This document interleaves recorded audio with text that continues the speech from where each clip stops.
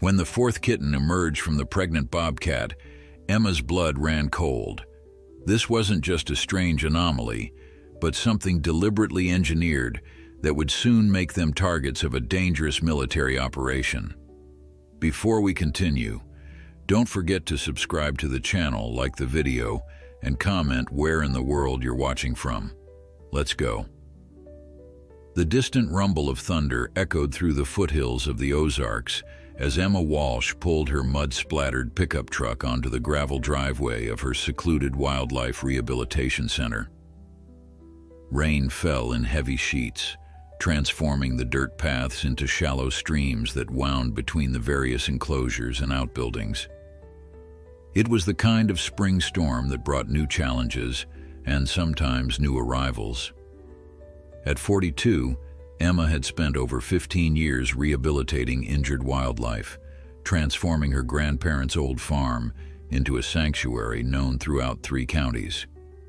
Her weathered hands bore the scars of countless rescues, each mark a reminder of an animal given a second chance. Tonight, however, as lightning split the darkening sky, she had no idea that the most challenging case of her career was about to arrive. "Looks like we're in for a rough night," she called to her assistant Marcus, a lanky former veterinary student who had joined her center 2 years ago after deciding traditional practice wasn't for him. He emerged from the supply shed, rain dripping from his poncho as he hurried toward her. "County sheriff called while you were out," Marcus said, helping her unload supplies from the truck bed. "Said some hikers found an injured animal up near Blackwater Ridge. They're bringing it down now." Emma nodded, used to such calls. The rural areas surrounding her center were filled with well-meaning people who often encountered wildlife in distress. "Did they say what kind of animal?" Sheriff wasn't sure, just said it was something wild and bleeding. Marcus shrugged. "You know how it goes." They had just finished securing the supplies when headlights cut through the rain, illuminating the entrance to the property. A county sheriff's SUV pulled up, followed by a Forest Service truck. Emma pulled her rain jacket tighter and stepped out to meet them. Sheriff Ray Tanner, a burly man with a salt and pepper mustache who had known Emma since she first opened the center, approached with uncharacteristic caution. "Evening, Emma. Got something unusual for you." The hesitation in his voice immediately caught her attention. Ray wasn't easily rattled, having helped transport everything from angry raccoons to injured eagles to her center over the years. "How unusual?" Emma asked, already moving toward the Forest Service truck where a ranger stood protectively beside something in the cargo area. "It's a bobcat," Ray said, lowering his voice despite the drumming rain. "Adult female. Pretty banged up from what looks like a run-in with a coyote or something, but that's not the unusual part." He paused, raindrops clinging to his mustache. "She's pregnant. Very pregnant." Emma felt her pulse quicken. In 15 years of wildlife rehabilitation, she had worked with bobcats before. They were native to the Ozarks and occasionally brought to her center after being hit by vehicles or caught in illegal traps. But a pregnant bobcat was another matter entirely. "Let me see her," Emma said, approaching the truck where Forest Ranger Kate Peterson stood guard. "We've got her sedated," Kate explained, her expression grave beneath her rain-slicked hat. "Found her about 2 miles up the ridge. Hikers heard fighting, then found her dragging herself into a hollow log. She's got some deep puncture wounds on her hindquarters, probably coyotes like Ray said." As they carefully lowered the transport crate from the truck, Emma caught her first glimpse of the animal inside. Even in the dim light of the stormy evening, the bobcat's distinctive tufted ears and spotted tan coat were unmistakable. What struck Emma most, however, was the animal's swollen belly, clear evidence of advanced pregnancy. "We need to get her inside now," Emma said with quiet urgency, feeling the familiar rush of adrenaline that came with critical cases. "Marcus, prepare the isolation room. Kate, how long since you sedated her?" "About 40 minutes, the ranger replied. used a minimal dose given her condition. Together, they carried the crate into the center's main building, where the warm light and clinical smell of antiseptic offered a stark contrast to the wild storm outside. Emma's mind was already racing through protocols and contingencies. Pregnant wildlife presented unique challenges. The stress of captivity alone could cause complications, not to mention the injuries the animal had sustained. In the isolation room with its reinforced walls and specialized equipment, they carefully transferred the Bobcat onto the examination table. Up close, Emma could see the severity of the situation. The cat's breathing was labored, her golden eyes half closed from the sedation but still watching them with wild wariness. 3 deep gashes ran along her right hind leg, the fur matted with blood and dirt. "She's lost a lot of blood," Emma murmured, gloved hands gently assessing the wounds. "But I'm more concerned about these." She pointed to puncture marks on the Bobcat's lower abdomen, dangerously close to where the unborn kittens would be. For the next hour, Emma worked with practiced precision, cleaning and treating the wounds, administering antibiotics and fluids, all while carefully monitoring both the mother's vital signs and any distress signals from the unborn kittens. Marcus assisted silently, handing instruments and making notes as Emma dictated her observations. "I can feel at least 3 kittens," she said, her hands gently palpating the Bobcat's swollen belly. "Based on her size, she can't be more than a few days from delivery. The stress of the attack and transport might trigger early labor." Outside, the storm intensified, rain lashing against the windows as if nature itself was responding to the drama unfolding within. Emma knew the next 24 hours would be critical. Wild animals, especially pregnant ones, often succumbed not just to their physical injuries but to the overwhelming stress of captivity. "We'll need to set up round-the-clock monitoring," she told Marcus, as they moved the stabilized Bobcat to a quiet recovery enclosure specially designed for felids. "Minimal human contact, infrared cameras for observation. If she goes into labor, we'll only intervene if absolutely necessary." Marcus nodded, understanding the gravity of the situation. "What are her chances?" Emma considered the question as she watched the sedated Bobcat breathing steadily in the secure enclosure. "For a normal Bobcat with these injuries, I'd say fair to good, but with the pregnancy complicating things." She left the sentence unfinished, both of them knowing that wildlife rehabilitation was as much about accepting nature's harsh realities as it was about fighting against them. As they dimmed the lights in the recovery area, Emma couldn't shake a feeling of unusual connection to this particular animal. Perhaps it was the maternal vulnerability of the pregnant Bobcat, or perhaps something in those half-conscious golden eyes had spoken to something deep within her. "I'll take first watch," she told Marcus. "Get some sleep. Tomorrow might be a long day." Alone in the observation room adjacent to the recovery enclosure, Emma settled into a chair facing the monitors that displayed infrared images of the sleeping Bobcat.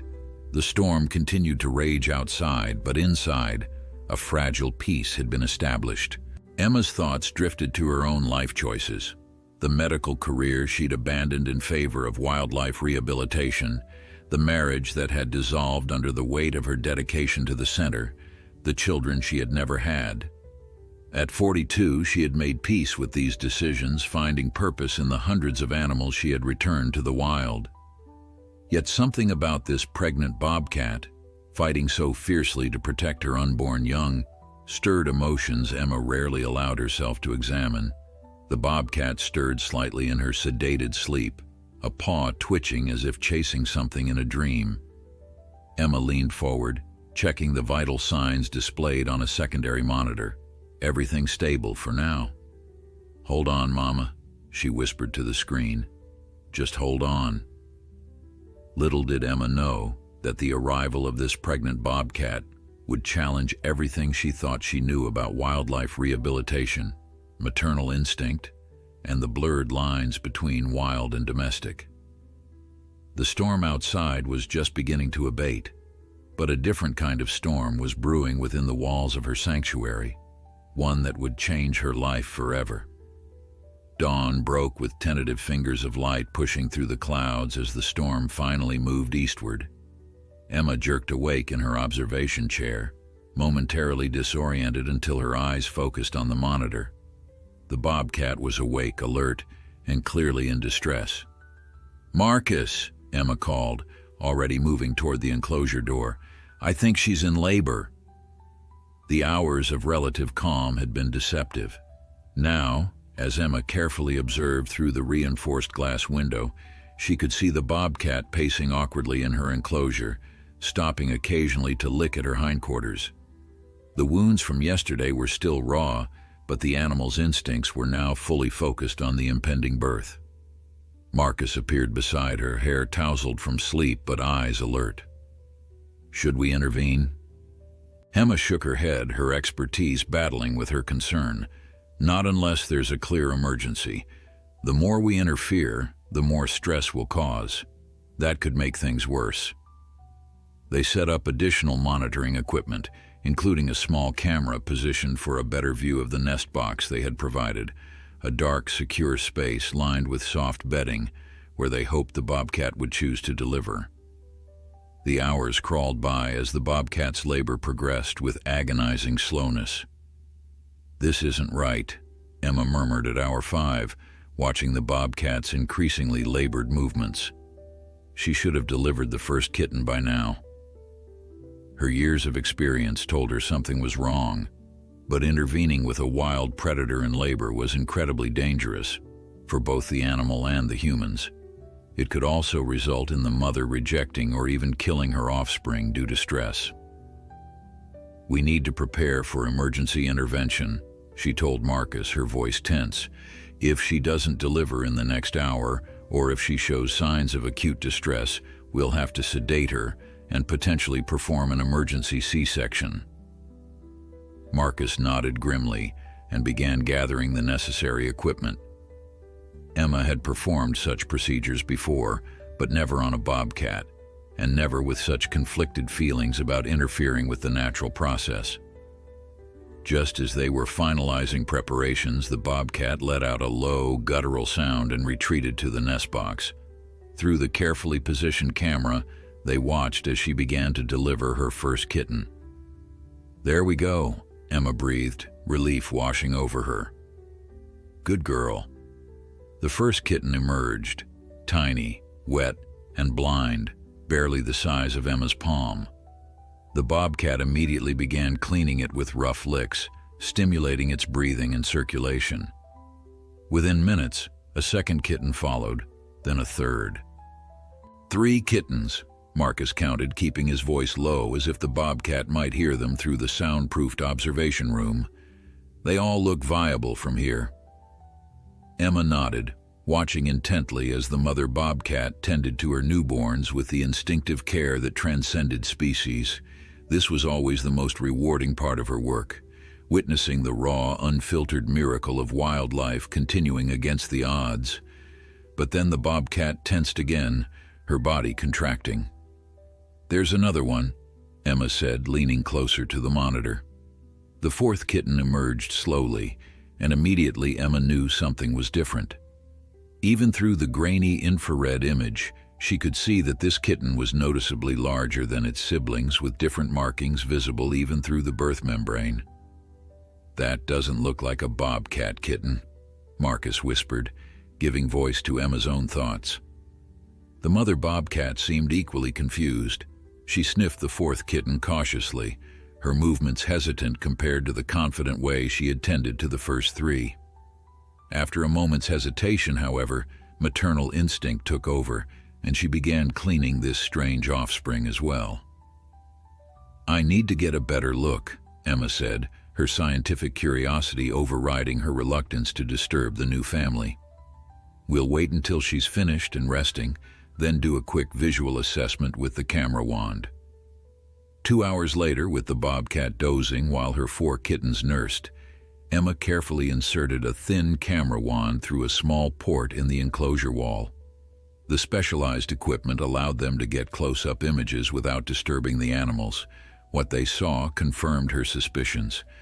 The first 3 kittens were unmistakably bobcats, their spotted coats and stubby tails already visible despite their newborn status. But the 4th kitten was something else entirely. "It's a mountain lion cub," Emma said in disbelief, studying the images on her screen. "A cougar. Look at the size, the coloration, the tail length. This isn't possible." Marcus stared at the monitor, equally stunned. Cross-species breeding between a bobcat and a mountain lion. I've never heard of such a thing. "Because it doesn't happen," Emma replied firmly. "These species don't hybridize in the wild. Their genetic, behavioral, and physiological differences are too great." She enlarged the image, studying the anomalous kitten with growing confusion. And yet, here we are. They spent the rest of the day researching, making calls to colleagues, and monitoring the unusual family. The bobcat mother, whom Emma had started calling Sierra in her notes, showed no signs of rejecting the 4th kitten despite its obvious differences. If anything, she seemed to give it extra attention, perhaps instinctively recognizing its unique needs. "I've contacted Dr. Rivera at the university," Emma told Marcus as evening approached.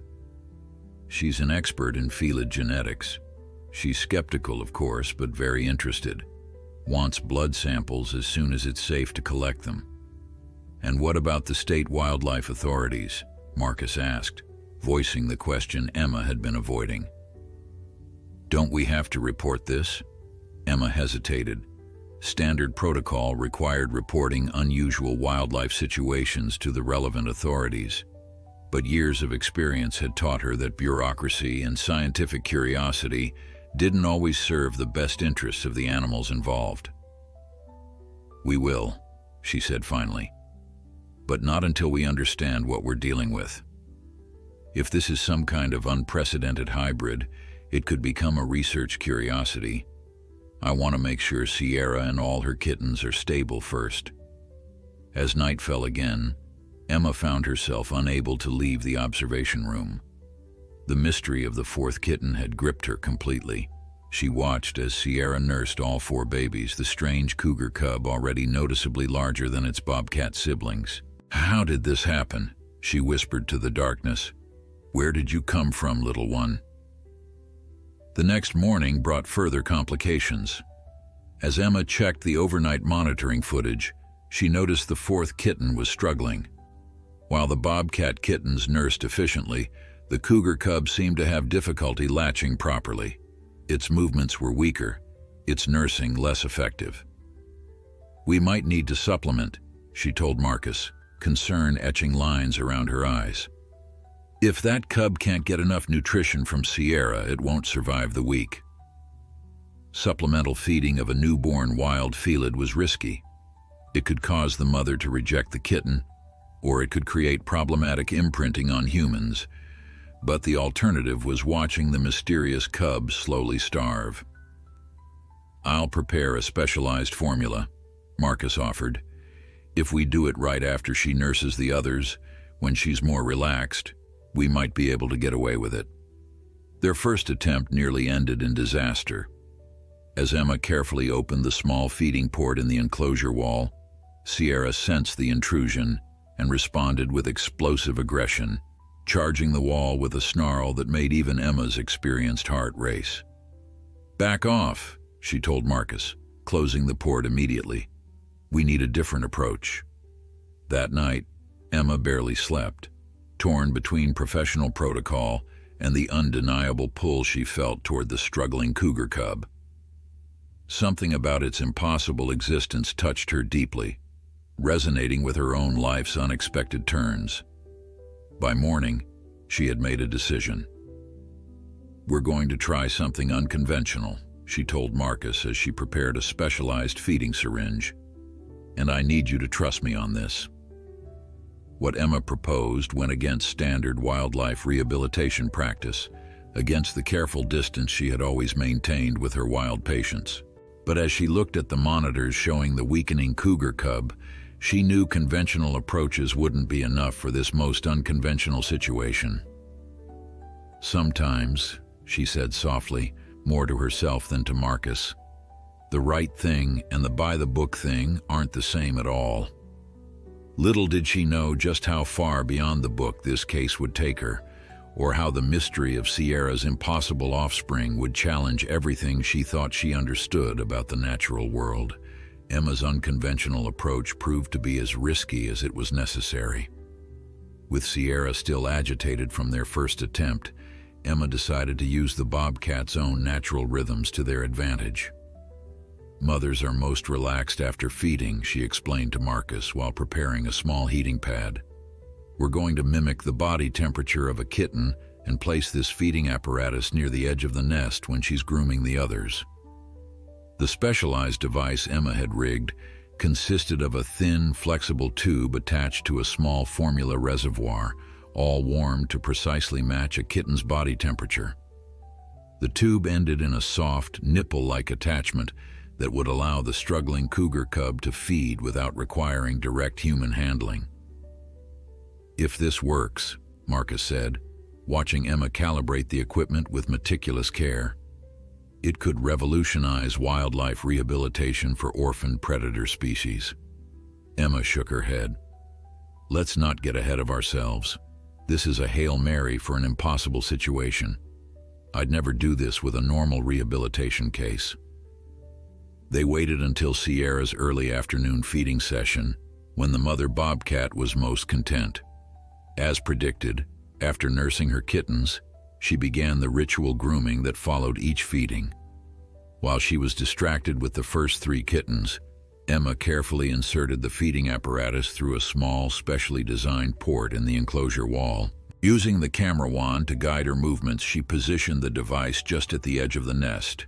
The cougar cub, already showing signs of the instinctive awareness that made large predators such efficient survivors, sensed the presence of the artificial nipple and weakly moved toward it.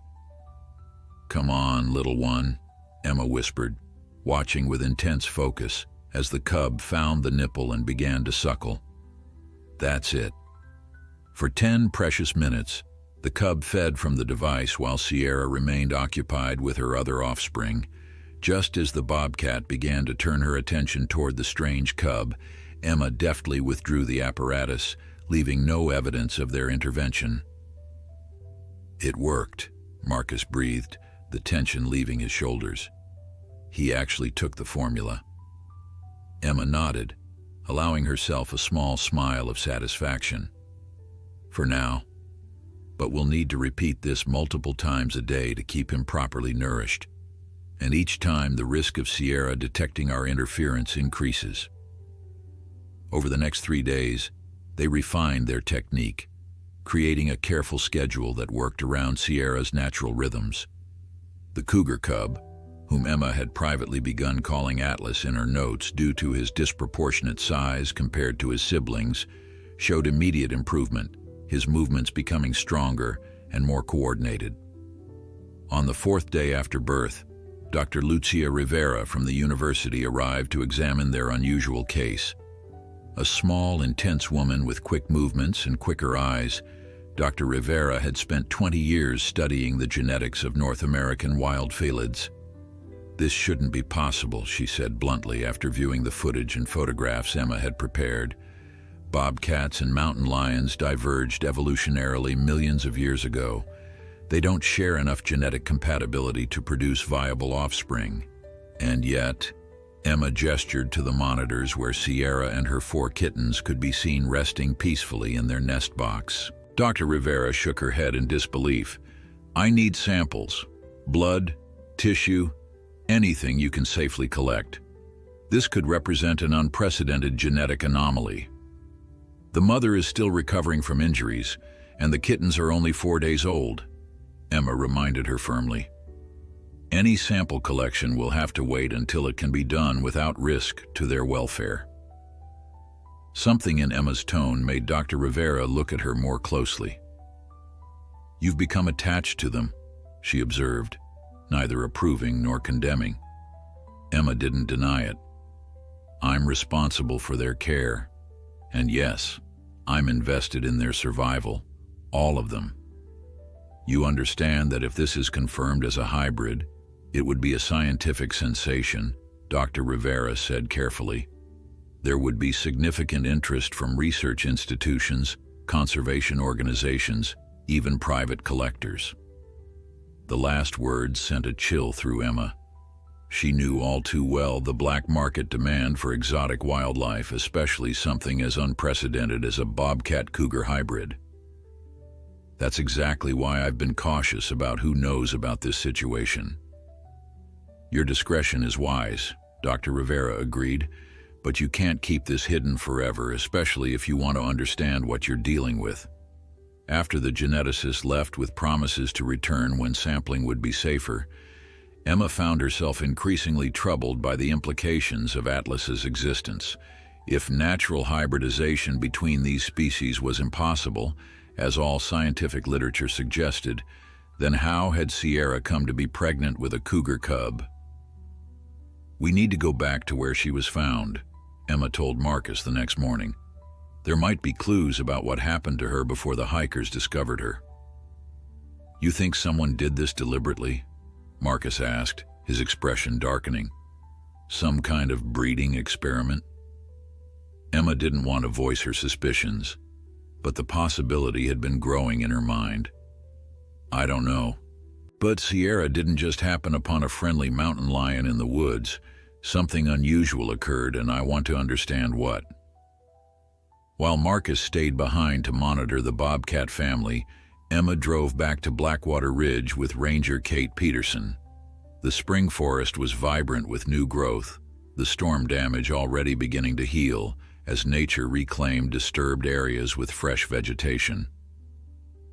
"It was right around here," Kate said as they hiked along a narrow game trail. The hikers heard fighting, then found her dragging herself into that hollow log. She pointed to a fallen oak, its core rotted out to form a natural shelter. Emma carefully examined the area, looking for any signs that might explain Sierra's unusual pregnancy. About 50 yards from the log, they found the site of the struggle: flattened vegetation, dried blood on leaves, and tufts of fur caught on low brambles. "Coyotes, like we thought," Kate confirmed, examining the tracks preserved in a patch of mud. "Looks like she put up quite a fight before retreating." Emma was about to agree when something caught her eye: a small metal object half buried in the disturbed soil. Carefully, she dug it out with a gloved hand. "What is that?" Kate asked, leaning closer. Emma turned the object over in her palm, a small metal tag with faded numbers, the kind used in wildlife research to identify study subjects. "It's a research tag, but it's not one of ours, and it's too weathered to be recent." Further searching revealed more disturbing evidence: the faint impression of tire tracks on a seldom-used fire road a quarter-mile away, and an unusual clearing that showed signs of recent human activity: trampled vegetation, the remains of a small fire, and most tellingly, several areas where the ground had been disturbed, as if heavy equipment had been placed and then removed. "Someone was here," Emma said, a knot forming in her stomach. "Someone who wasn't just passing through." As they made their way back to the vehicles, Emma's mind raced with unsettling possibilities: Sierra's mysterious pregnancy, the impossible hybrid cub, the signs of human activity in a remote area known primarily for its wildlife, all pointed to something deliberate, something unnatural. "I need to make some calls," she told Kate as they reached the parking area. "There are wildlife research projects throughout these mountains. Someone might know something about Sierra, or at least recognize that tag." Back at the rehabilitation center, Emma found Marcus in a state of agitation. "You need to see this," he said immediately, leading her to the observation room. On the monitors, Sierra was behaving strangely, repeatedly moving Atlas to a separate corner of the nest box, away from his bobcat siblings. Each time, the persistent cub would crawl back to the warmth of the group, and each time, Sierra would gently but firmly relocate him. "She's starting to recognize him as different," Emma said, her heart sinking. "This is what I was afraid of. As he develops and his cougar traits become more pronounced, her instincts are conflicting with her maternal behavior. What do we do if she rejects him completely?" Marcus asked, the concern evident in his voice. Emma watched the screen in silence for a long moment, the weight of her responsibility settling heavily on her shoulders.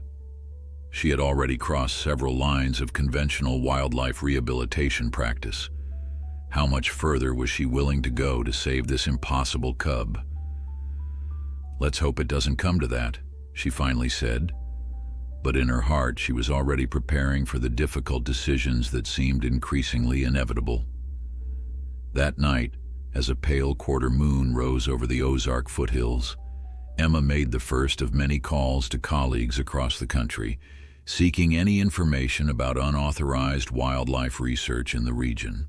Each conversation left her with more questions than answers, and a growing sense that Atlas's existence was no accident of nature, but the result of human interference that someone might go to great lengths to keep hidden.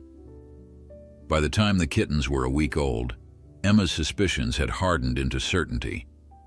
Sierra's increasingly conflicted behavior toward Atlas, combined with the evidence they'd found at Blackwater Ridge, pointed to a disturbing conclusion.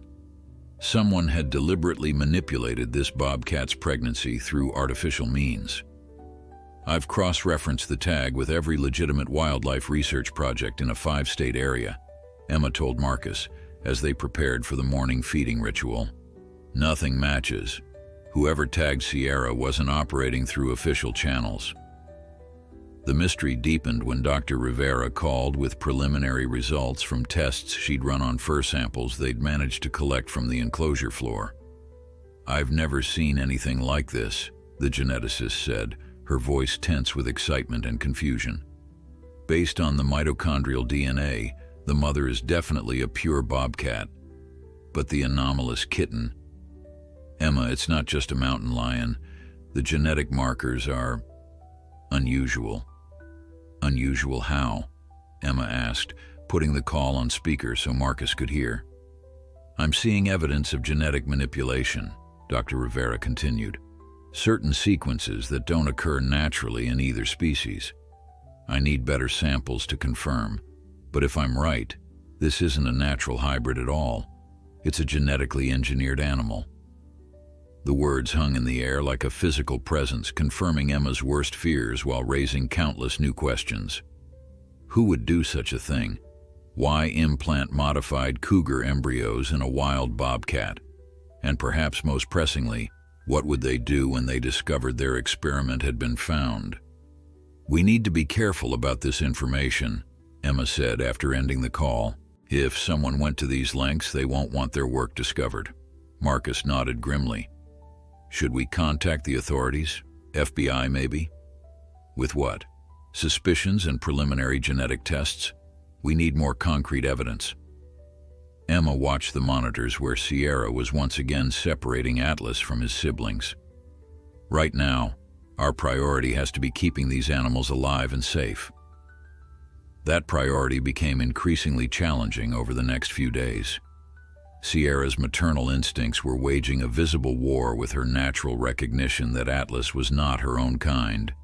Though she still fed him, she spent less time grooming him and more time keeping him separate from the bobcat kittens. To compensate, Emma and Marcus increased their supplemental feedings, rigging a more sophisticated delivery system that reduced the risk of detection. But as Atlas grew, at an accelerated rate that further confirmed something unusual in his genetic makeup, maintaining the deception became harder. "He's already twice the size of the others," Marcus observed on day 10. "And look at his eyes." While the bobcat kitten's eyes remained sealed, as was normal for their age, Atlas's eyes had begun to open, revealing startling blue irises that would eventually darken to the amber typical of mountain lions. His development was proceeding at nearly twice the normal rate, another sign of genetic tampering. "We're going to have to make a decision soon," Emma said quietly. Sierra's instincts won't let her ignore the differences much longer. The decision was forced upon them that very night. Emma, who had taken to sleeping in the observation room, was awakened by an alert from the monitoring system. On the screen, Sierra was exhibiting clear signs of agitation, pacing around the nest box and making low growling sounds unlike her usual vocalizations. When she approached the nest, her behavior turned from protective to threatening. She stood over Atlas, who now lay apart from his siblings, and hissed, her ears flattened against her skull. It was the unmistakable posture of rejection, a mother animal disowning what she now perceived as a foreign intruder. "Marcus!" Emma called into the intercom that connected to the staff quarters. "Emergency Protocol 3. They had prepared for this possibility. While Marcus hurried to prepare a separate enclosure for Atlas, Emma readied the sedative. Sierra's aggression was escalating by the minute, her instinctive rejection overriding the maternal bonds that had temporarily kept Atlas safe. Just as the Bobcat made a definitive move toward the cougar cub, swiping at him with extended claws, Emma made her decision. Using the remote delivery system they had installed for just such an emergency, she administered a mild sedative to Sierra, enough to make her groggy, but not enough to endanger her or her legitimate offspring. As the drug took effect, Sierra retreated to a corner of the enclosure, her movements becoming slow and uncoordinated. Emma seized the moment, entering the enclosure with protective gear and quickly retrieving Atlas, who was now making distress sounds that were eerily like a human infant's cries. "I've got you," she murmured to the cub as she carried him swiftly to the newly prepared space. "You're safe now." The separation marked a turning point in their unusual case. With Atlas now physically removed from Sierra and her Bobcat kittens, Emma faced a new set of challenges. Hand-raising a mountain lion cub, especially one with potentially modified genetics, required different protocols than normal wildlife rehabilitation. "If he's been engineered, we don't know what to expect," Marcus pointed out as they set up a feeding schedule. "He could develop abnormally, have health issues, or even behavioral problems we can't anticipate." Emma knew he was right, but as she looked at the small cub now dependent entirely on their care, she felt an unexpected surge of protectiveness. Whatever he is, whatever they did to him, he deserves a chance. That chance became more complicated the following day when an unexpected visitor arrived at the center. Emma was in the isolation room with Atlas when Marcus came in, his expression tense. "There's someone here asking about the pregnant Bobcat," he said in a low voice. "Says he's from the State Wildlife Commission, but I checked with our contacts there this morning and they haven't sent anyone." Emma's pulse quickened. "Did he give a name?" "Dr. Richard Voss. Has ID and everything, but something feels off." "Stall him," Emma instructed, quickly securing Atlas in his enclosure. "Tell him I'm in the field. I'll observe from the security office." From the discreet vantage point of the security monitors, Emma studied their visitor. Dr. Richard Voss appeared professional enough, mid-50s, well-dressed in field clothes that were just a little too pristine, carrying a leather portfolio and displaying the confident demeanor of someone used to authority. But there was something calculating in his eyes as he surveyed the facility that raised Emma's internal alarms. "We received reports about an injured pregnant bobcat brought here recently," he was saying to Marcus, his voice smooth and practiced. "As part of our ongoing population study, we'd like to examine her and her offspring." "As I mentioned, our director is currently unavailable," Marcus replied evenly, "and we always require proper documentation before allowing examination of our patients, especially a mother with newborns." Voss's smile never reached his eyes. "Of course. I have the paperwork right here. Perhaps I could at least see their enclosure while we wait for your director." Emma had seen enough. Using her cell phone, she sent a text to Sheriff Ray Tanner, whose friendship had proven invaluable over the years. "Suspicious visitor at center. claims Wildlife Commission. Can you verify? Ray's response came quickly. No officials scheduled for your area this week. Stay put. On my way. For the next 20 minutes, Emma watched as Marcus expertly kept Dr. Voss contained in the public areas of the facility, away from Sierra's enclosure and definitely away from Atlas. When Sheriff Tanner's SUV pulled up outside, Emma felt a wave of relief that quickly turned to alarm as Voss's demeanor changed dramatically. Upon seeing the sheriff's vehicle, Voss abruptly excused himself, claiming an urgent call. By the time Ray made it inside, their visitor was already speeding away in an unmarked black SUV.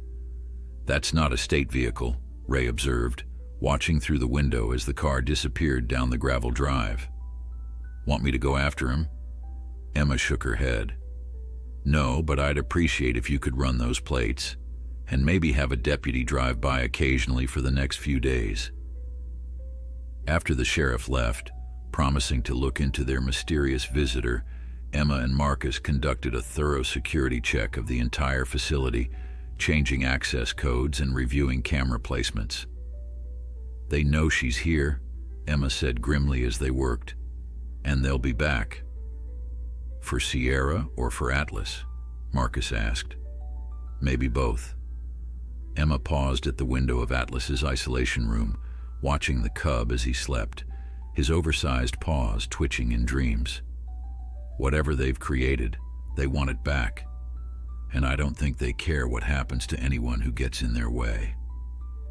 Sheriff Tanner's report on their mysterious visitor came back the next day, confirming Emma's suspicions.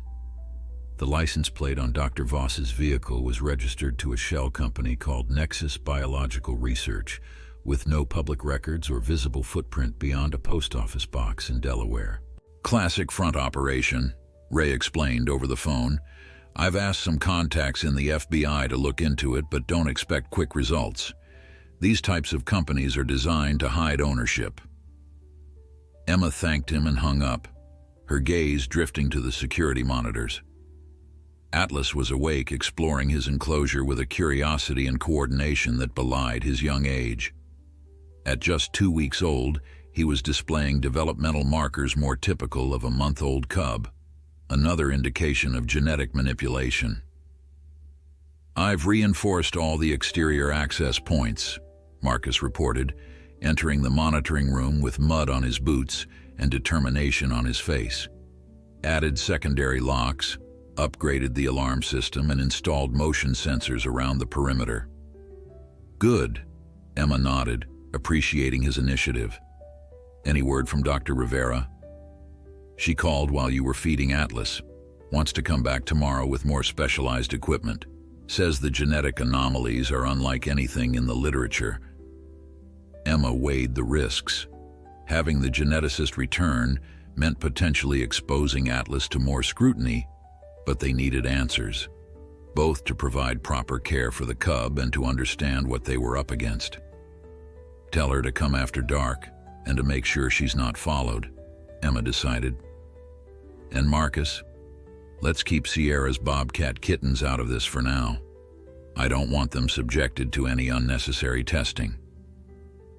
The ordinary Bobcat kittens had been developing normally since Atlas's removal, with Sierra's maternal behavior returning to typical patterns once the source of her instinctive confusion was gone. Emma intended to follow standard rehabilitation protocols for them: minimal human contact, preservation of wild behaviors, and eventual release back into suitable habitat. But Atlas was another matter entirely. His accelerated development, combined with his separation from Sierra at such a young age, meant he was becoming imprinted on his human caretakers, particularly Emma, who had taken primary responsibility for his feeding and care. That evening, as she prepared his formula, Emma found herself talking to the cub as if he could understand. "You're putting on weight nicely," she told him, as he eagerly suckled from the specialized bottle. "Almost a pound in 3 days. Whatever they did to your genetics, they certainly amplified your growth rate." Atlas's eyes, now fully open and transitioning from newborn blue to a pale amber, watched her with an intelligence that sometimes made Emma uneasy. Typical mountain lion cubs were smart, of course, all predators had to be. But there was something in Atlas's gaze that seemed to transcend normal animal awareness. "What did they make you for?" she whispered, gently stroking his head as he finished his meal. "What were they trying to create?"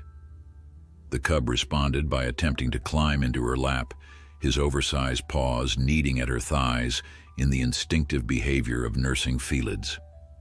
Despite her professional determination to maintain boundaries, Emma felt her heart respond to his need for comfort and connection. "This is temporary," she reminded herself firmly, "just until we figure out what to do with you."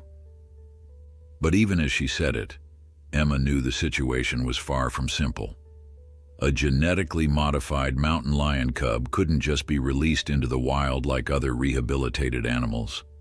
And if his creators were determined to reclaim him, surrendering Atlas to authorities might just be handing him back to the very people who had engineered him in the first place. Dr. Rivera arrived just after sunset the following day, her small car loaded with equipment that looked more suited to a high-tech laboratory than a wildlife rehabilitation center. "I had to borrow some of this from a colleague," she explained as Marcus helped her unload. "Told him it was for an unusual taxonomic verification. The less anyone knows about what we're really looking at, the better." Emma led her to the isolation room where Atlas was sleeping after his evening feeding. In the 2 days since the scientist's last visit, the cub had grown noticeably, his frame filling out and his movements becoming more coordinated. "Extraordinary," Dr. Rivera breathed, observing the sleeping cub. "His development rate is at least twice the norm for mountain lions. May I?" At Emma's nod, she began setting up her equipment: a portable genetic sequencer, specialized microscopes, and various sampling tools. With Emma's assistance, they carefully collected blood, tissue, and hair samples, while Atlas remained sedated with a mild, pediatric-safe tranquilizer. "I should have preliminary results in a few hours," Dr. Rivera said, hunched over her equipment in the makeshift lab they'd set up in an adjacent room. "The portable sequencer isn't as comprehensive as my university equipment, but it should tell us more about what we're dealing with." While they waited, Emma checked on Sierra and her kittens, relieved to see the Bobcat family thriving in Atlas's absence. The 3 spotted kittens were growing at a normal rate, their eyes just beginning to open, their movements still clumsy but strengthening each day. Shortly before midnight, Dr. Rivera emerged from the temporary lab, her expression a mixture of awe and disturbance. "What did you find?" Emma asked, steeling herself for the answer. "Your Atlas is a chimera," the scientist said, pulling up images on her tablet. "Not just a hybrid or a genetically modified mountain lion, he's something far more sophisticated.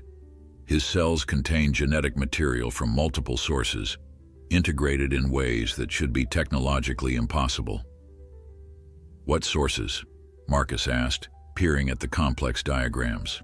"Primarily mountain lion, yes, but I'm also seeing selected genes from other big cats, specifically genes associated with accelerated growth, enhanced musculature, and cognitive development." "Other big cats like what?" Emma pressed, a chill running down her spine. "Some sequences match Panthera genes, lion, tiger, but there's more." Dr. Rivera hesitated, as if reluctant to voice her conclusion. "There are also sequences that appear, well, the closest match in the database is human." The silence that followed was thick with implications. Emma found her voice first. "Are you saying they combined human DNA with felid DNA to create Atlas?" "Not extensively," Dr. Rivera clarified quickly. "Just specific sequences associated with certain brain functions. Whoever did this was incredibly sophisticated, well beyond current published capabilities in genetic engineering. They were targeting very specific traits." "Intelligence," Emma said softly, remembering the uncanny awareness in Atlas's gaze. Among other things, yes. Dr. Rivera's expression grew grave. Emma, this work represents a massive ethical breach in scientific research. It violates international protocols on genetic experimentation. Whoever created Atlas wasn't just pushing boundaries, they were obliterating them. The implications hung heavy in the room. If Atlas was as genetically unique as Dr. Rivera suggested, his value to his creators and potentially to competing interests was immeasurable. "There's something else you should know," the geneticist added, her voice lowering. "After our last meeting, I discreetly asked some colleagues about unusual genetic research in felids. A name kept coming up, Dr. Elias Kierstead. He was leading revolutionary work in genetic modification at Stanford until his funding was cut after ethics violations. Then he disappeared from academia entirely." "Let me guess," Marcus said grimly. "About 3 years ago?" Dr. Rivera nodded. "And here's where it gets interesting. Before he vanished, his last published paper was on cross-species embryo transplantation. Theoretical, of course, but the techniques he described could potentially allow for implantation of engineered embryos into surrogate mothers of different species. Like putting a modified mountain lion embryo into a bobcat," Emma concluded, the pieces falling into place. "Exactly. And one more thing." Dr. Rivera pulled up an image on her tablet. "I found this photo from a conference 3 years ago." Emma and Marcus leaned in to see a group photo of scientists at a symposium. Dr. Rivera zoomed in on one face in the second row. "That's Voss," Emma said immediately, recognizing their unwelcome visitor, "the man who came here claiming to be from the Wildlife Commission. His name tag says Richard Crane, research assistant to Dr. Elias Kierstead." Dr. Rivera put down the tablet. "Whatever they're doing, they want Atlas back badly enough to risk exposure." Emma looked through the observation window at the sleeping cub, his chest rising and falling peacefully, unaware of the storm gathering around his existence. "They're not getting him," she said with quiet conviction. "Whatever they intended him for, it ends here." But even as she spoke the words, Emma wondered if such a promise was one she could actually keep. The next morning brought clear skies and a deceptive sense of calm to the rehabilitation center. Emma had barely slept, spending most of the night alternating between watching Atlas and researching Dr. Elias Kierstead on the internet. The scientist's digital footprint ended abruptly 3 years earlier, but before that his career had been impressive and controversial. Multiple papers on genetic modification, several patents related to embryonic development, and increasing friction with university ethics boards characterized his final years in academia. "We need to move Atlas," Emma announced when Marcus arrived at dawn. "This facility is too exposed, and Voss knows exactly where we are." Marcus looked up from where he was preparing formula. "Move him where? We're the only wildlife rehabilitation center in the county with the proper permits." "Not as a rehabilitation case," Emma clarified, lowering her voice, though no one else was present. "As a protected witness, essentially. I have a cabin about 40 miles north, deep in the national forest. My grandfather left it to me. Almost nobody knows about it." "You're talking about going off the grid," Marcus said, his expression a mixture of concern and understanding. "That's crossing a line, Emma. Legally, professionally. I know." She rubbed her temples, feeling the weight of the decision. "But what's the alternative? Hand him over to the authorities who might inadvertently return him to Kierstead, or keep him here and wait for them to come back with more manpower?" Before Marcus could respond, his phone buzzed with a text message. His face paled as he read it. "What is it?" Emma asked, instantly alert. "It's from Dr. Rivera. Don't trust official channels. Kay has connections in state government. Data indicates Project Apex classified. Extreme caution advised." Emma's decision crystallized in that moment. "Start preparing emergency supplies. I'll get the transport crate ready." As Marcus gathered equipment, Emma checked on Sierra and her Bobcat kittens one last time. The family was doing well, with no signs of the injuries that had initially brought Sierra to the center. In a normal rehabilitation case, they would be scheduled for release in about 8 weeks, once the kittens were sufficiently developed to survive in the wild. "You'll still be here," she told Marcus, watching Sierra groom her offspring through the observation window. "The official record will show that I took a personal leave of absence. All standard protocols for Sierra's family will be followed." "And what about Atlas?" Marcus asked quietly. Emma had been asking herself the same question all night. What was the end game here? Atlas couldn't be released into the wild, not with his genetically modified makeup, and certainly not with Kierstead's team hunting for him. But keeping him permanently wasn't a viable solution either. "One step at a time," she finally said. "First, we keep him safe. Then we gather enough evidence to expose Kierstead's operation. After that, we'll see." They worked quickly, preparing a modified transport container that would keep Atlas comfortable and secure during the journey. The cub, now just over 2 weeks old but displaying the development of a month-old mountain lion, watched them with those unnervingly intelligent eyes. "I know this is irregular," Emma told Marcus as they loaded supplies into her personal vehicle, a rugged Jeep Cherokee that had seen many backcountry expeditions. "If you want to distance yourself from this decision, I understand." Marcus shook his head firmly. "I'm in, but we need a cover story to explain your absence and Atlas's disappearance if anyone comes asking." "Already handled," Emma replied. "I've documented a fictional transfer to a specialized research facility in Colorado, paperwork, transport authorization, the works. If anyone checks our records, that's what they'll find." By mid-afternoon, they were ready. Emma had packed enough supplies to last several weeks at the cabin, including specialized formula for Atlas, medical equipment, and research materials on felid development.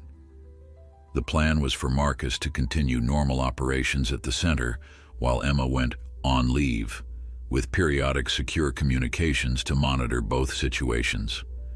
Just as they were transferring Atlas to the transport container, the security system chimed, indicating a vehicle approaching the main gate. "Stay here," Emma instructed, moving quickly to the security monitors. What she saw made her blood run cold. 2 black SUVs with tinted windows, identical to the one Voss had driven. "They're back," she said tersely, returning to the isolation room. "And they brought friends." Through the security cameras, they watched as 5 men exited the vehicles. Voss was among them, now dressed in paramilitary-style clothing rather than the professional attire of his previous visit. More alarmingly, though they were partially concealed, the bulges under their jackets suggested weapons. "We're out of time," Emma said, securing Atlas in his container. "Take my cell phone and leave it in my office. They might try to track it. I've got a satellite phone in the Jeep."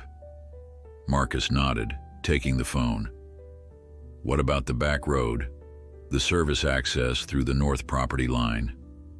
"Exactly what I was thinking. It's not on any public maps of the facility."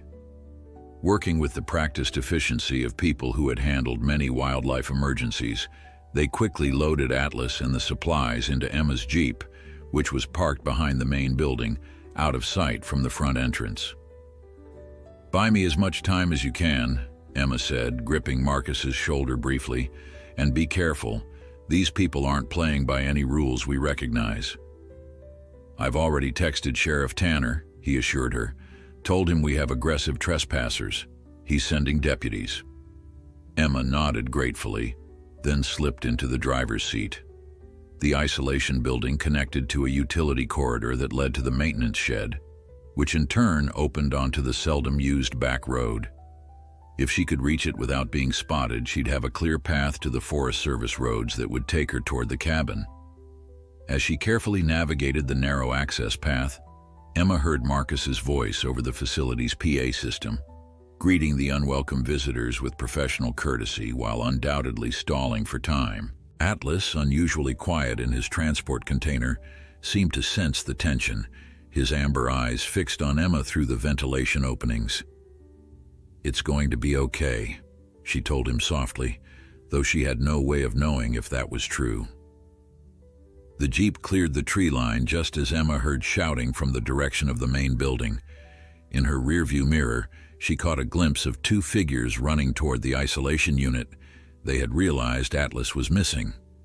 Heart pounding, she accelerated onto the gravel road, the familiar terrain allowing her to push the vehicle faster than any pursuers unfamiliar with the area would dare. For the next hour, Emma drove through increasingly remote parts of the national forest, taking obscure fire roads and service tracks that weren't on standard GPS systems. Having worked in these woods for 15 years, she knew paths that even local hunters weren't familiar with, routes that had been vital during wildlife releases and tracking projects. As the sun began to set, casting long shadows through the pine forest, Emma finally approached the turnoff to her grandfather's cabin. Almost invisible from the narrow forest road, a rough track wound up into a rocky hillside. The cabin itself nestled in a small clearing overlooking a secluded valley. "Home for now," she told Atlas, who had remained remarkably calm throughout the journey, occasionally making soft chirping sounds that mountain lion cubs used to communicate with their mothers. The cabin was rustic but solid, a testament to her grandfather's craftsmanship. 2 rooms plus a loft, with a wood stove for heat, solar panels for basic electricity, and a natural spring for water. Most importantly, it was nearly impossible to find unless you knew exactly where to look. Emma quickly unloaded the essentials, setting up a secure space for Atlas in the cabin's smaller room before bringing in the research equipment and supplies. As darkness fell completely, she allowed herself a moment to breathe, sitting on the cabin's small porch while Atlas explored his new temporary home. The weight of what she had done, essentially absconding with evidence in a case that involved illegal genetic experimentation, settled heavily on her shoulders. Her entire career had been built on following protocols, respecting regulations, and maintaining professional distance from the animals in her care. In a matter of weeks, she had violated nearly every principle she had once held sacred. And yet, watching Atlas through the cabin window as he investigated his surroundings with that preternatural intelligence, Emma couldn't bring herself to regret her choices. Whatever Kierstead and his team had created Atlas for, it couldn't be benevolent, not with the lengths they were going to reclaim him, and not with the secretive, unethical nature of their work. "We're in this together now, little one," she whispered, gazing up at the stars emerging in the clear night sky. "For better or worse." Life at the cabin quickly fell into a rhythm dictated by Atlas's needs. Emma had converted the smaller bedroom into a specialized space for the growing cub, with climbing structures, enrichment toys, and a comfortable sleeping area. By day, she documented his remarkable development with the meticulous attention to detail that had defined her scientific career. By night, she researched Kierstead's work on a laptop that never connected to the internet, information loaded before their hasty departure. 3 days after their escape, Emma used the satellite phone to contact Marcus using the coded communication system they had established.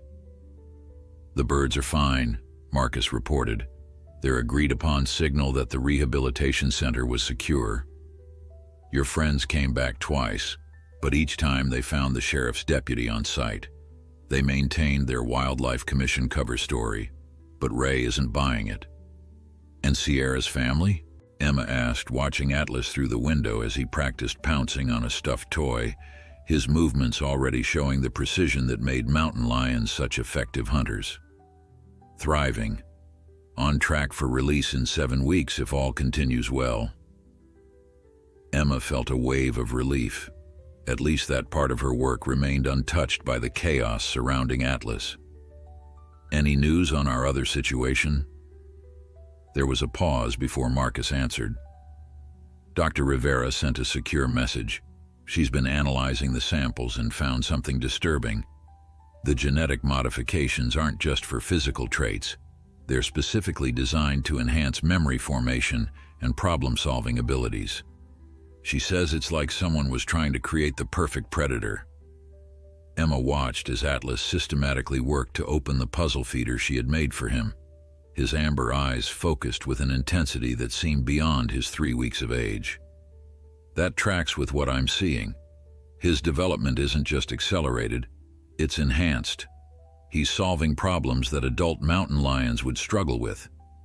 There's more, Marcus continued, his voice dropping lower though no one else could possibly be listening. Rivera did some digging into Nexus Biological.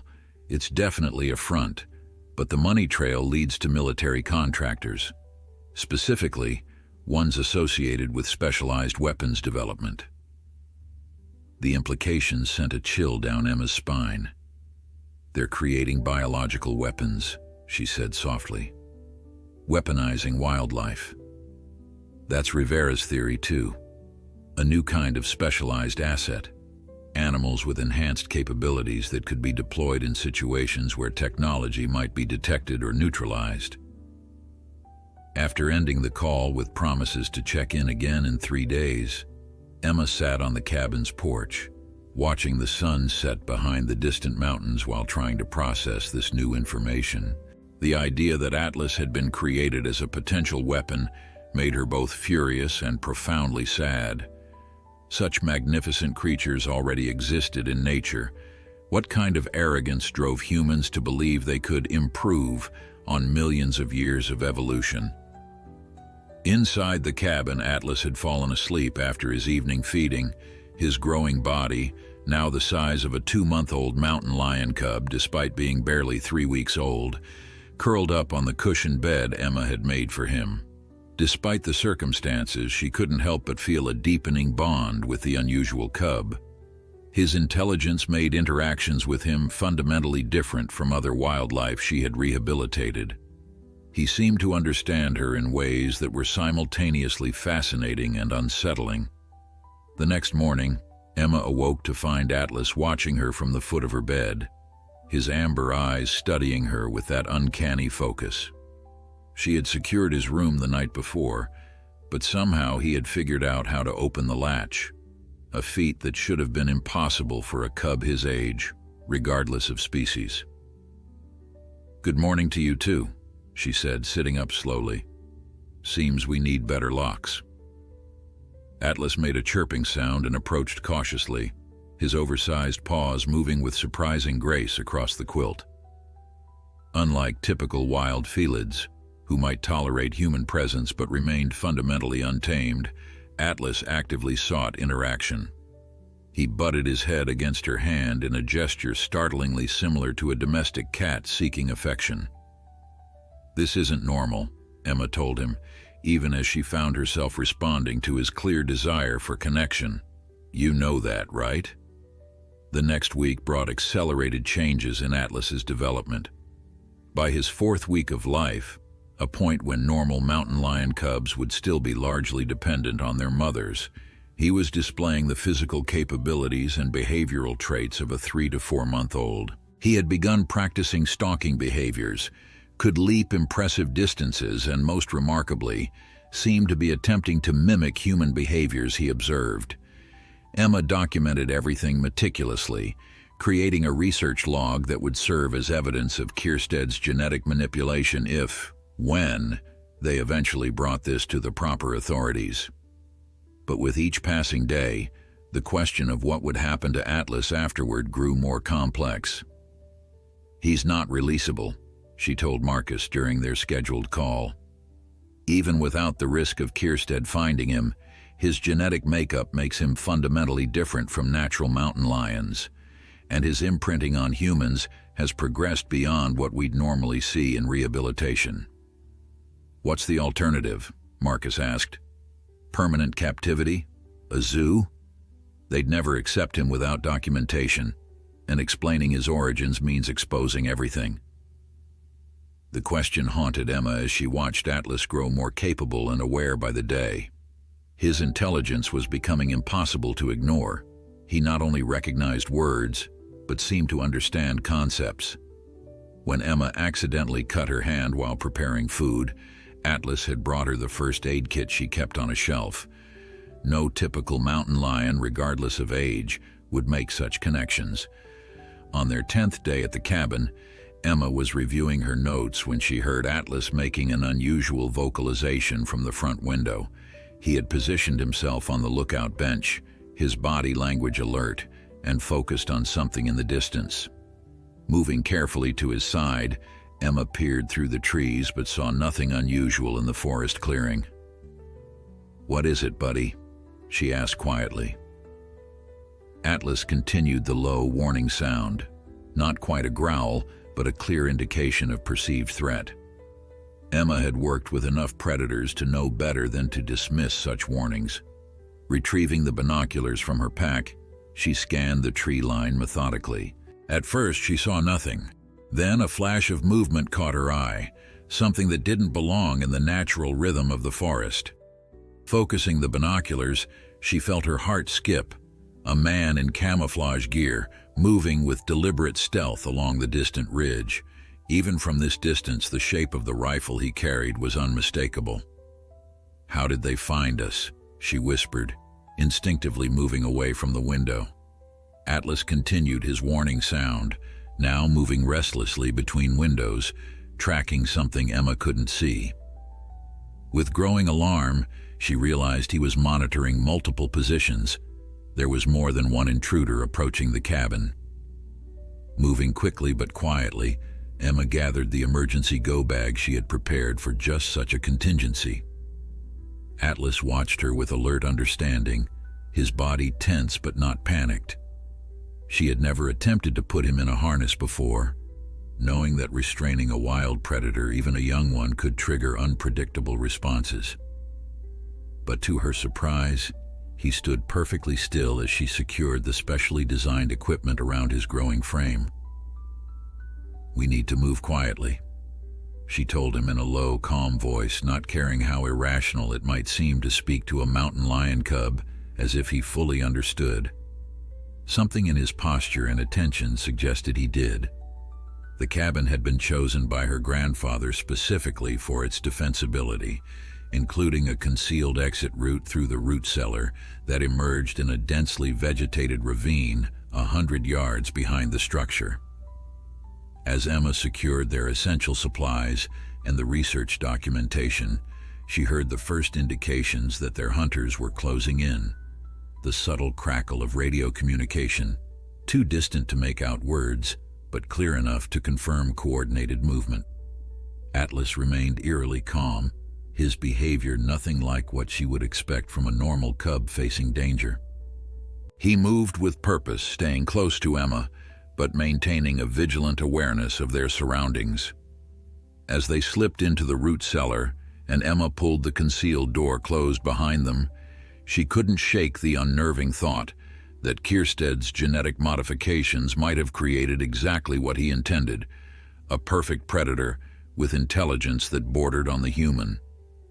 And now that same creation was her only ally in a wilderness that had suddenly become hunting grounds. The hidden tunnel beneath the cabin was low and narrow, forcing Emma to crouch as she navigated by the beam of a small tactical flashlight.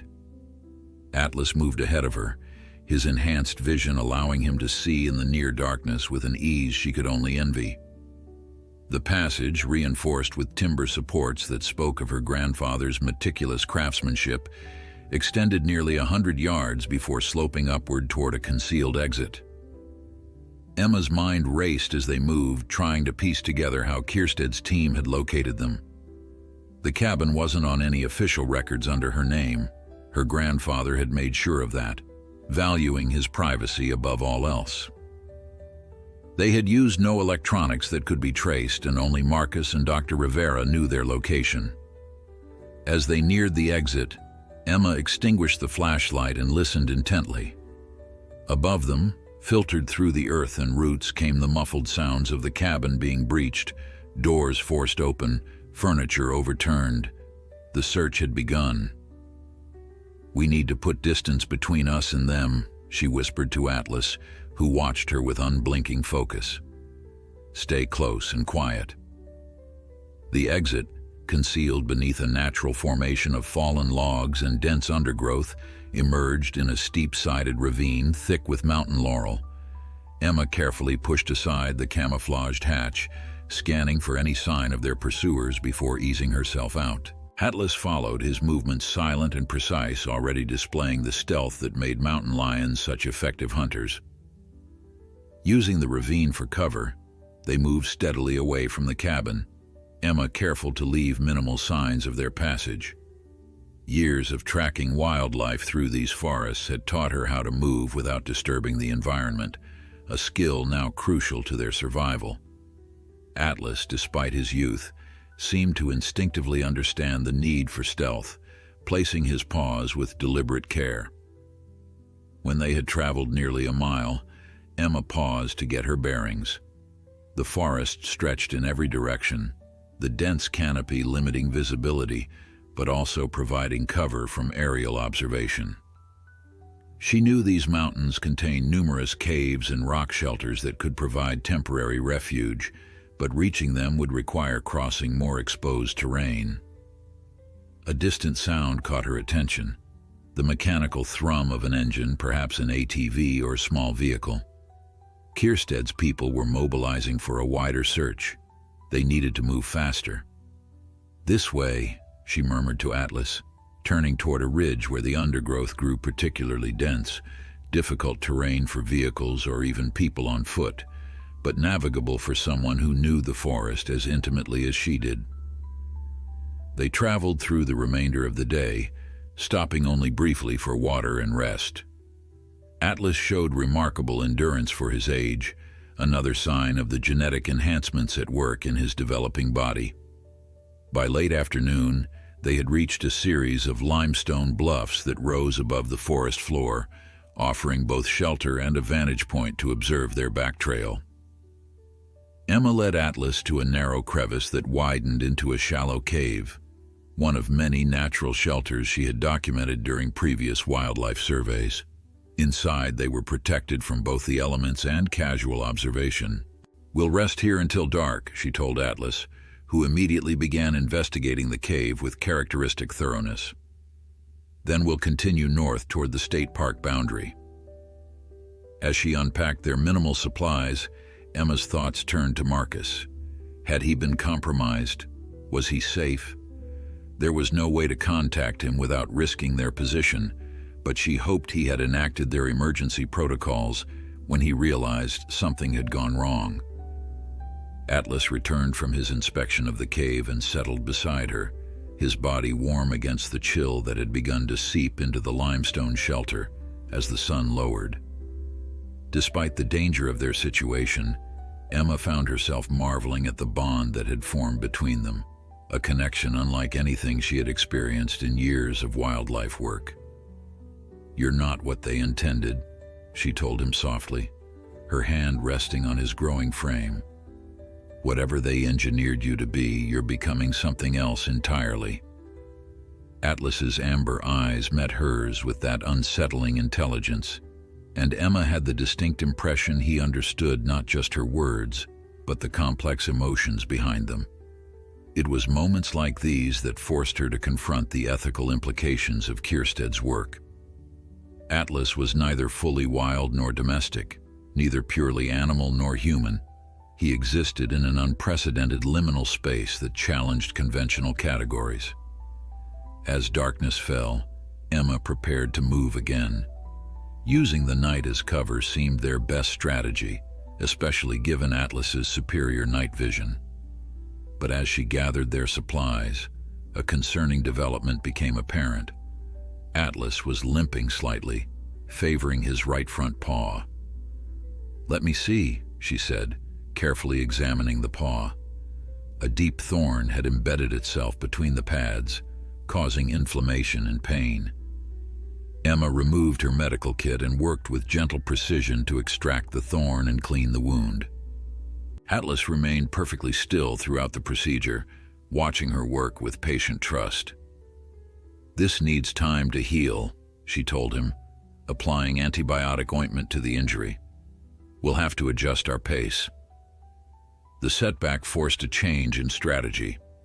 Rather than continuing through the night as planned, Emma decided they would rest until early morning, allowing Atlas's paw some recovery time. They would need his full mobility if they encountered Kierstead's team again. As they settled in for the night, the temperature dropping further with the deepening darkness, Emma found herself facing practical challenges she hadn't fully anticipated. The emergency supplies she had grabbed included food for Atlas, water, basic medical equipment, and her research documentation, but little in the way of survival gear for herself. The thin emergency blanket provided minimal protection against the mountain chill. To her surprise, Atlas seemed to sense her discomfort. After watching her shiver for several minutes, he deliberately moved closer, pressing his warm body against hers in a gesture that seemed too intentional to be merely instinctive. The cougar cub, now the size of a 6-month-old despite being barely a month old, generated significant body heat. "Thank you," Emma whispered, the surreal nature of their situation striking her anew.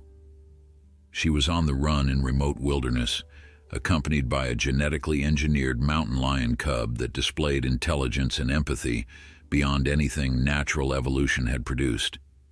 And somehow, despite everything, she found herself trusting this impossible creature more than she had trusted another living being in years. Sleep came in fitful bursts, her trained senses remaining partially alert even in rest.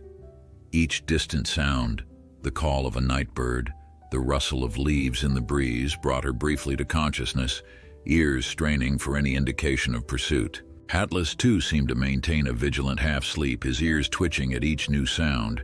Dawn arrived with tendrils of mist clinging to the forest floor, creating an ethereal landscape of shadow and diffused light. Emma awoke fully to find Atlas already alert, his injured paw held slightly off the ground, but his posture indicating improvement. The inflammation had reduced, and when she checked the wound, it showed signs of healing. Accelerated healing, she noted clinically, another marker of his modified genetics. As she repacked their supplies and prepared a small meal for both of them, Emma considered their options. The state park boundary lay approximately 10 miles north, a distance they could cover in a day under normal circumstances. Beyond that lay more remote wilderness, including several wildlife management areas where human presence was minimal. If they could reach those areas, they might find temporary sanctuary while she determined their next move.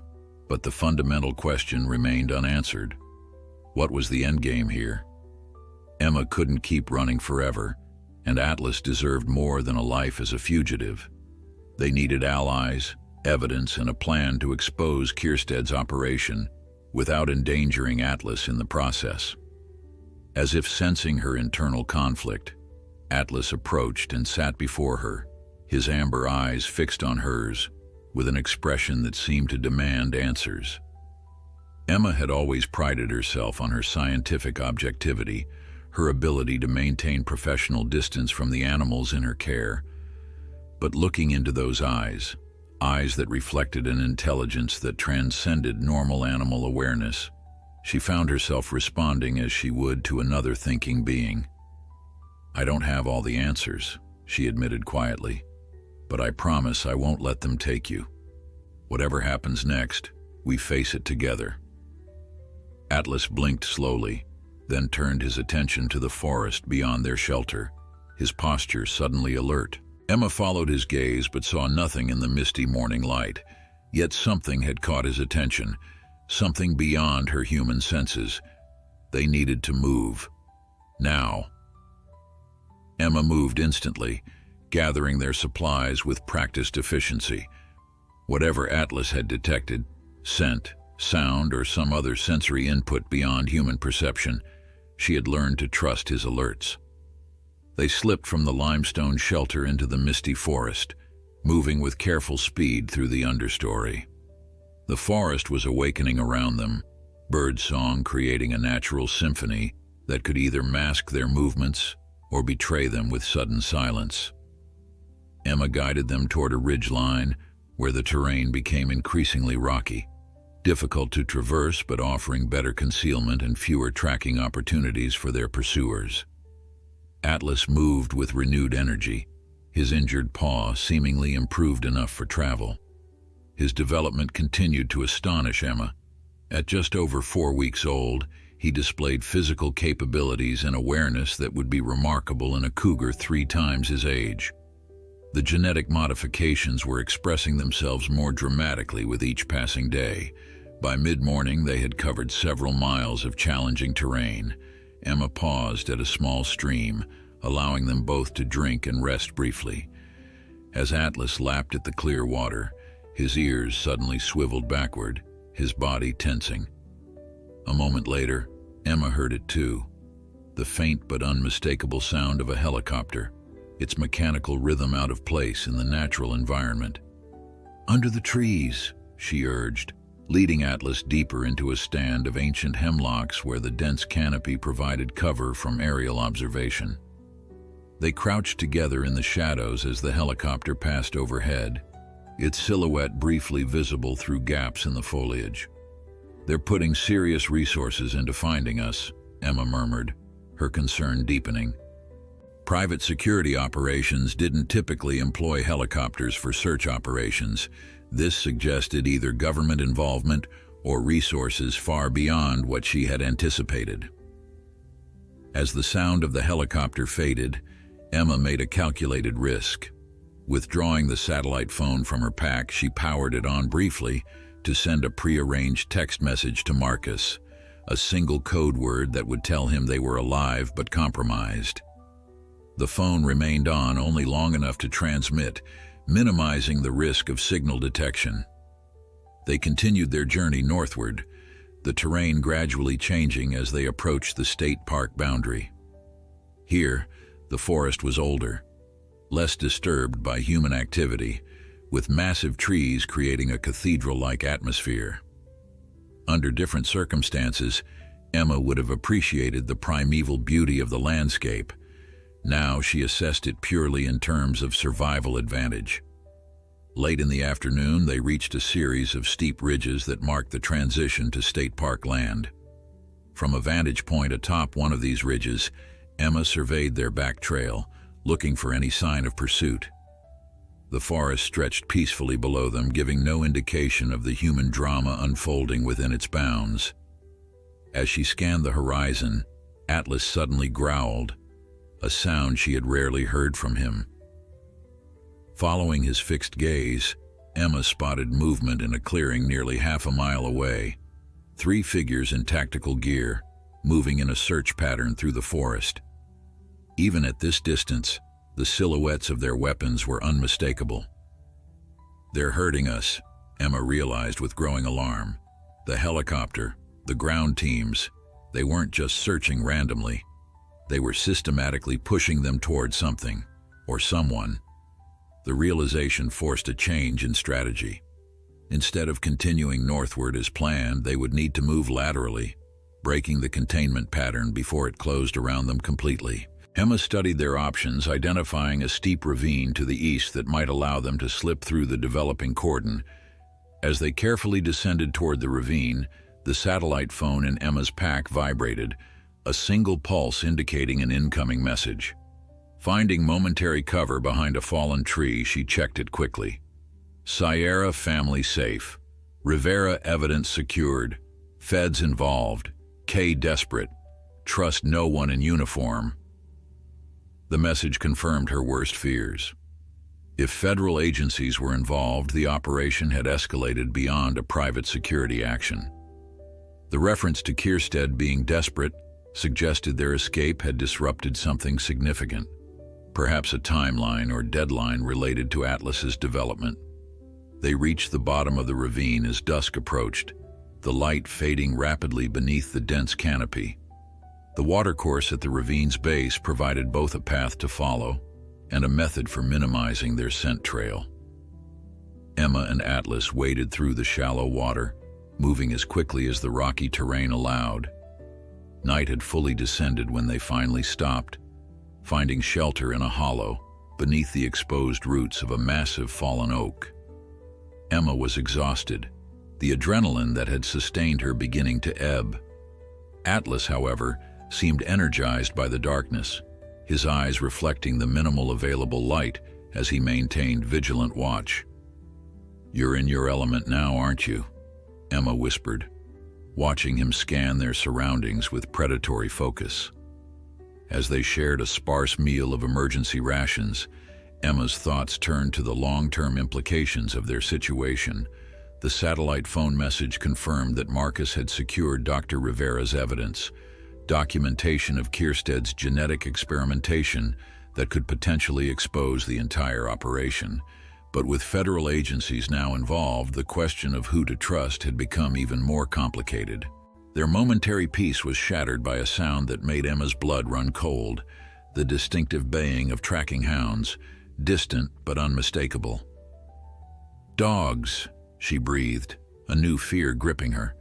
Human pursuers they might evade through knowledge of the terrain and careful movement, but trained tracking dogs were another matter entirely, especially with Atlas's distinctive scent to follow. The cougar cub's reaction surprised her. Rather than displaying fear, he became intensely focused, his body language shifting to something more primitive, more predatory. Emma was suddenly reminded that despite his unusual origins and intelligence, Atlas remained a top-level predator with instincts hardwired for survival. "We need to move," she urged, already gathering their supplies. The water might have masked our scent temporarily, but once they reached the ravine, Atlas interrupted with a behavior she had never witnessed before. He deliberately placed a paw on her arm, stopping her movements, then turned his attention upstream, indicating a direction with unmistakable intention. "You want us to go that way?" Emma asked, bewildered by the explicit communication. Atlas repeated the gesture with greater emphasis, then moved a few steps in the indicated direction before looking back expectantly. In that moment, Emma made a decision that went against her scientific training, but aligned with her growing trust in Atlas's abilities. She followed his lead. The cougar cub led them upstream through increasingly rugged terrain, moving with confidence despite the darkness. The sounds of the tracking dogs grew more distant behind them, suggesting they were indeed moving away from the search pattern. After nearly an hour of difficult travel, Atlas brought them to the base of a sheer rock face that seemed at first to be a dead end. But as they drew closer, Emma discerned a narrow opening partially concealed by vegetation, the entrance to a cave system she hadn't known existed in this part of the forest. Atlas entered without hesitation, and Emma followed, her small light revealing a passage that wound deep into the earth. The air inside was cool and damp, carrying the mineral scent of groundwater. More importantly, it would be nearly impossible for tracking dogs to follow their scent through the underground watercourse that had carved these passages. "How did you know this was here?" Emma whispered, though she expected no answer. To her astonishment, Atlas responded with a behavior that defied any conventional explanation. He deliberately traced patterns in the soft sand of the cave floor with his paw, patterns that, in the beam of her light, formed recognizable shapes, not random scratches, but deliberate, organized lines that resembled crude symbols. Emma stared in disbelief. The genetic modifications had enhanced not just Atlas's physical capabilities and intelligence, but potentially his capacity for symbolic communication, a trait previously believed to be uniquely human. "This changes everything," she breathed, watching as Atlas continued to draw in the sand, his movements becoming more refined, more purposeful. In that moment, deep beneath the mountain with pursuers closing in above, Emma understood that Atlas represented something far more profound than she had initially realized. He wasn't just a scientific curiosity or a victim of unethical experimentation. He was a new kind of intelligence emerging into consciousness, bridging the gap between human and animal in ways that would challenge humanity's understanding of itself. And if Kierstead recaptured him, that emerging consciousness would be harnessed for military applications, its potential for growth and self-determination forever constrained by human weaponization. "I won't let that happen," Emma promised, meeting Atlas's amber gaze in the dim light of the cave. "Whatever it takes, I'll find a way to protect you, and to let the world know what you truly are." Dawn arrived with no awareness in the depths of the cave, time marked only by Emma's watch and Atlas's increasing restlessness. They had ventured deeper into the cave system during the night, following an underground stream that wound through a series of chambers. Emma's limited spelunking experience told her they were in an extensive limestone formation, potentially with multiple exits. Atlas's attempt at communication had continued throughout their underground journey.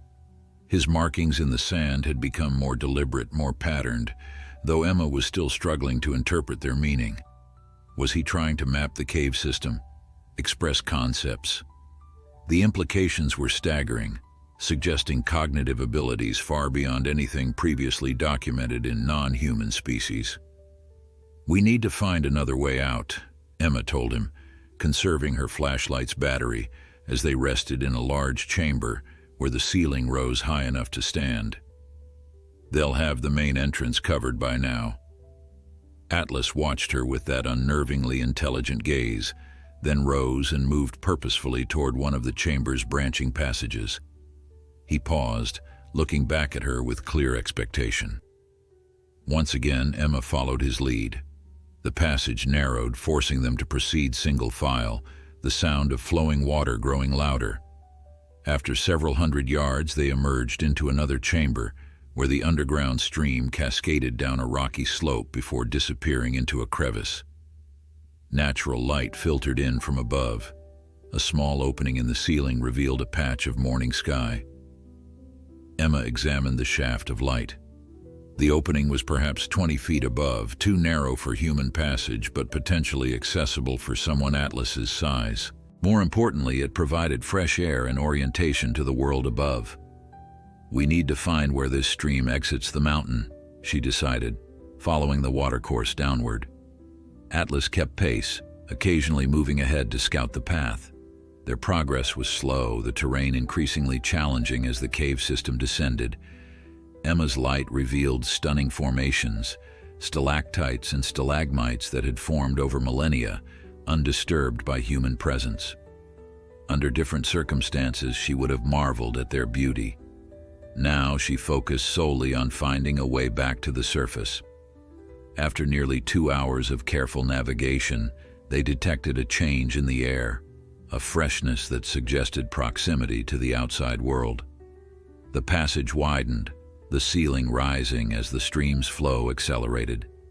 Then abruptly, natural light appeared ahead, a large opening where the underground watercourse emerged from the mountainside.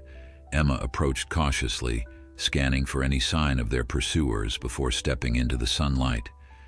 They had emerged in a steep-sided valley several miles from their entry point, the cave system having taken them through the heart of the mountain. The stream continued downward, joining a larger watercourse that wound through the valley floor. "We've come farther than I thought," Emma said, recognizing landmarks that placed them near the eastern boundary of the state park. "But we're still within their search area." They rested briefly, replenishing themselves with water and the last of their food. Atlas seemed energized by the sunlight, his coat gleaming with health despite their ordeal. Emma found herself struck again by his remarkable adaptability, a trait that seemed as much a product of his unique consciousness as his genetic modifications. The satellite phone vibrated again, another message from Marcus. "Feds split, some with K, others investigating K. Rivera made contact with FBI whistleblower. Need extraction point." Hope surged through Emma. If Dr. Rivera had found legitimate federal authorities willing to investigate Kierstead's operation, they might have allies after all. but establishing a secure extraction would be challenging with hostile forces still searching for them. As Emma pondered their options, Atlas suddenly froze, his attention fixed on the ridge above them. Following his gaze, Emma spotted movement, a glint of metal catching the sunlight. Someone was watching them. With no time to retreat back into the cave, Emma led Atlas toward a dense thicket of rhododendron that offered temporary concealment. They had barely reached it when the sound of approaching footsteps became audible, someone descending the slope with deliberate speed. Emma positioned herself protectively in front of Atlas, though the rapidly growing cub seemed prepared to defend them both if necessary. Through the dense foliage, she could make out a single figure approaching, a woman in hiking clothes rather than tactical gear, moving with purpose but not aggression. "Emma Walsh," the woman called, stopping a respectful distance away. "I'm Special Agent Diana Chen, FBI Environmental Crimes Division. Dr. Rivera sent me." Emma remained hidden, suspicious of the convenient arrival. "Prove it," she called back. "Rivera told me to say Atlas carries more than his name suggests. She said you'd understand." The phrase, a reference to their private conversation about the mythological Atlas bearing the weight of the world, was something only Rivera would know. Cautiously, Emma emerged from the thicket, keeping Atlas behind her. "I'm Emma Walsh. How did you find us?" Agent Chen held up a small device. "We've been monitoring Kierstead's team's communications. When they reported cave systems in this area, we triangulated the most likely exit points." She glanced at the vegetation behind Emma. "Is Atlas with you?" At the sound of his name, Atlas stepped into view, studying the newcomer with evident assessment. Agent Chen's professional composure slipped momentarily as she took in the sight of the cougar cub, now the size of a 6-month-old despite being barely a month old, and the unmistakable intelligence in his amber gaze. "My God," she breathed. Rivera's reports weren't exaggerated. "No, they weren't," Emma confirmed. "And Kierstead's people are still hunting us. They have tracking dogs and probably infrared equipment." Chen nodded grimly. "We know. There's a split within the federal response. Kierstead has connections in military research circles, people who see Atlas as a valuable asset rather than evidence of criminal activity. But others, including my division, see this for what it is: illegal genetic experimentation with profound ethical implications."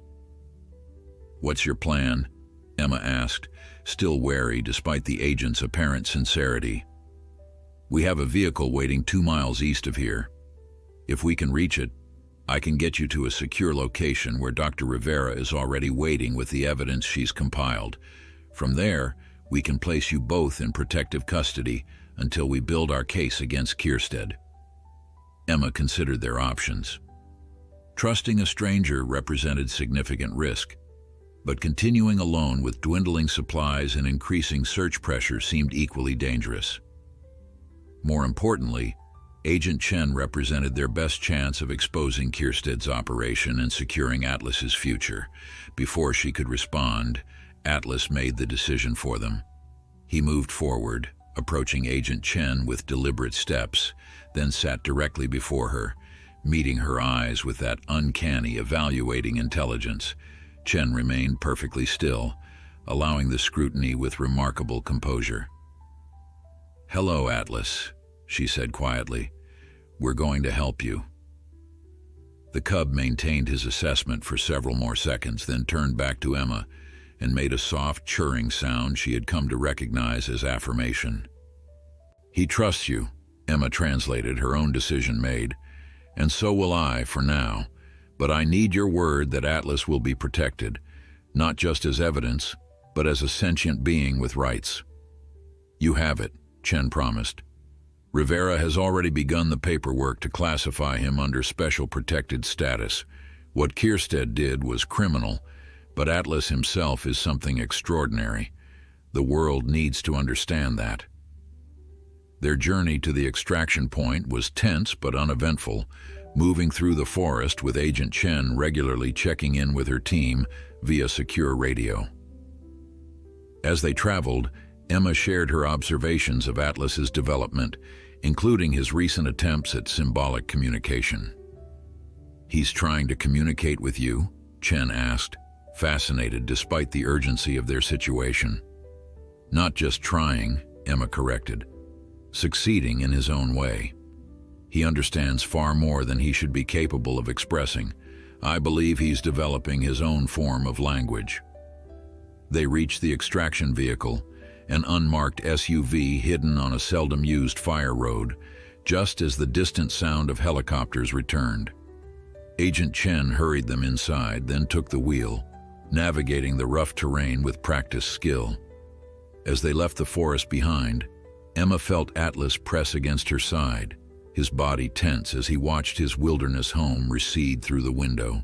She placed a reassuring hand on his head, struck by how far they had both come from that stormy night when Sierra had first arrived at her rehabilitation center. "What about Sierra and her kittens?"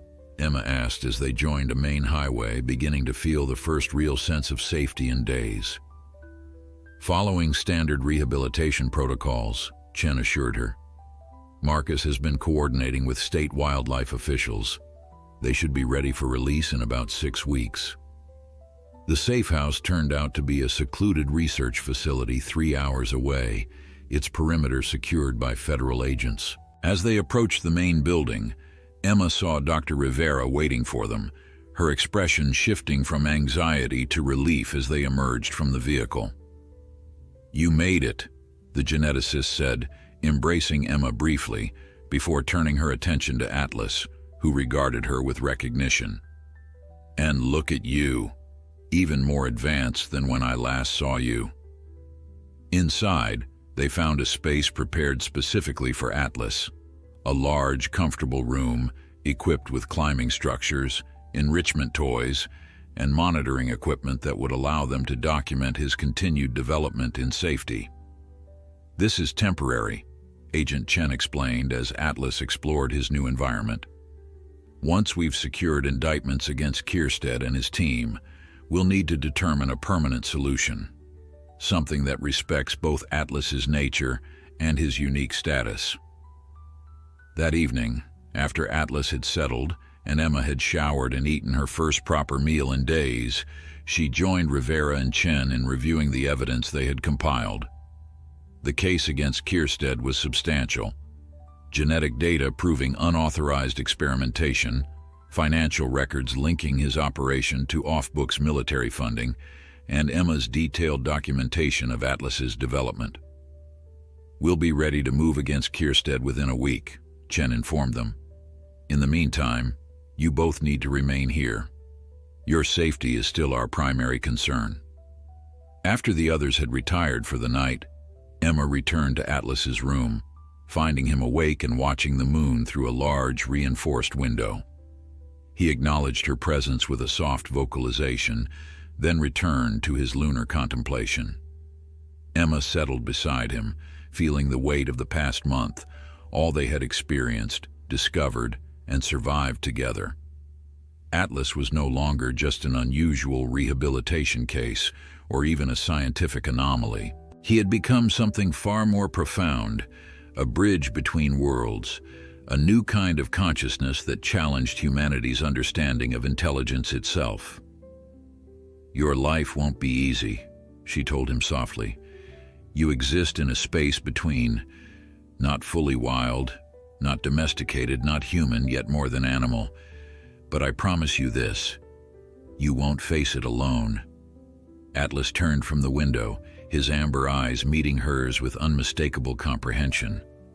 Then deliberately, he pressed his forehead against her hand, a gesture of connection that transcended species barriers and spoke to something universal in both their natures. Outside, the moon continued its ancient journey across the night sky, illuminating a world where the boundaries between human and animal, between nature and science, were no longer as clear as they once had been.